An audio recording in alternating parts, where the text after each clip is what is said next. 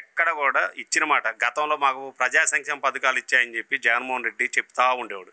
కానీ ఎక్కడ చెప్తుండేవాడు, కొంతమందికి 100లో కొంతమందికి ఒక 25 మంది 30 మందికి అట్లా ఇచ్చేది. వాళ్ళ పార్టీ కార్యకర్తలు న్యాయం చేసేవాడు తప్ప ఈరోజు అలా కాదు. ఏ పార్టీ కార్యకర్తని సరే చంద్రబాబు నాయుడు గారు వాళ్ళందరూ కూడా అర్హులైతే అందరికీ ఇవ్వండి చెప్పి చెప్పాడు.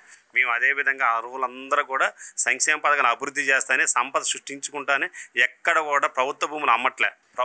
ఎక్కడ కూడా ప్రభుత్వం ఇబ్బంది పెట్టే విధంగా కాకుండా వచ్చిన రూపాయి పన్నుల ద్వారా కానీ ఇంకో రూపాయలు కానీ కేంద్ర ప్రభుత్వ వారి సహకారంతో కానీ అన్ని సంక్షేమ పథకాలు అమలు చేస్తున్నాం. సూపర్ 6 ఎలా ఉంది? నవరత్నాలతో పోల్చుకోవచ్చు సూపర్ 6? నవరత్నాలైనా నవరంధ్రాలండి. అది పెద్ద అది చెప్పడమే చండాలమైన పదం. అది నవరత్నం అండి.